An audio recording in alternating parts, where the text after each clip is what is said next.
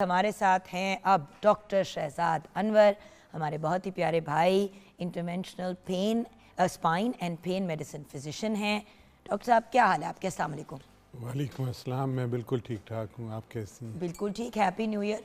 Happy new year जी। नए साल में फिर हमें एक दूसरे से मिलने का मौका मिला, अल्लाह का बड़ा करम है।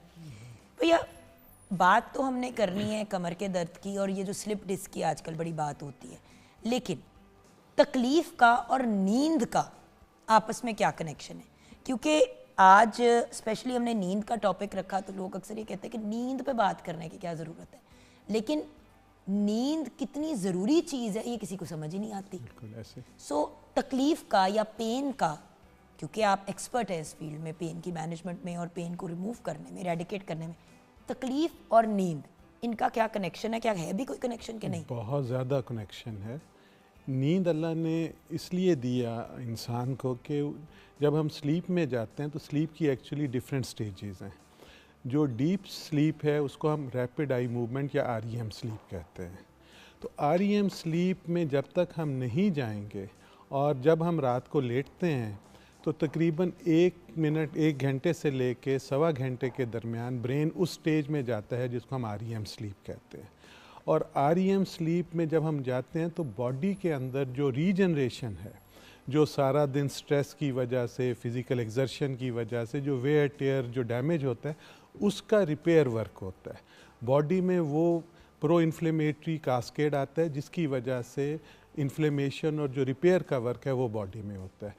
अगर हम किसी वजह से आरईएम में नहीं जा सकते हैं तो बॉडी का जो रिपेयर वर्क है वो नहीं होगा, और आप जब सुबह उठेंगे आप फटीग्ड होंगे, नेक शोल्डर स्टिफनेस होगी, बैक पेन होगी, और बॉडी में एनर्जी लेवल वो नहीं होगा। एक चीज़ जो मॉडर्न लाइफस्टाइल में सबसे ज़्यादा हम गड़बड़ कर रहे हैं वो ये है कि जो सबसे बेहतरीन विंडो है सोने की वो रात 10 बजे से लेके अर्ली मॉर्निंग 2 o'clock तक है। ये 4 घंटे की विंडो है और लोग सोते ही रात के और आप मुझे बताएं, और आजकल तो लोग सोते ही 2-3 बजे। जी बिल्कुल। और आप मुझे बताएं कि कितने % लोग हैं जो हम अर्बन लाइफ गुजार रहे हैं और हम 10 बजे के अराउंड सोते हैं। तो कम से कम इसमें से हमें आधी विंडो ज़रूर अवेल करनी है कि हम 12 o'clock या उससे पहले, आइडियली तो 10 बजे, और अगर नहीं तो मैक्सिमम 12 बजे सो जाएं, ताकि उसमें कम से कम आप 2 घंटे में 2 साइकिल आपके आरईएम स्लीप के हो जाएं। आप अगर वो विंडो मिस करते हैं और पूरा दिन भी सोते रहें, बॉडी में जो रीजनरेशन या रिपेयर वर्क है वो उस तरह से नहीं होगा। दैट इज़ द रीज़न कि आप देखते हैं आजकल जो जितनी पेनफुल कंडीशन है, ख़वातीन की बात करें, फाइब्रोमाइल्जियाज़ हैं, बैक पेन है, नी पेन है। और जहाँ तक इसकी ट्रीटमेंट का ताल्लुक है, नो डाउट अभी तक हमारे पास इसका कोई कंप्लीट ट्रीटमेंट नहीं है, सिर्फ पेन किलर ही लेकिन डेफिनेटली पेन किलर्स के साथ साथ हम मेम्ब्रेन स्टेबलाइजिंग एजेंट्स, गैबा पेंटिनॉइड्स और चीज़ें देते हैं जिससे ये बेहतर होता है। लेकिन इसमें जो असल की है, जो पेशेंट्स को हमें गाइड करने की ज़रूरत है, वो ये कि एक तो नींद पूरी करें, जैसे आप बार बार आज जोर दे रही हैं कि नींद पूरी करें।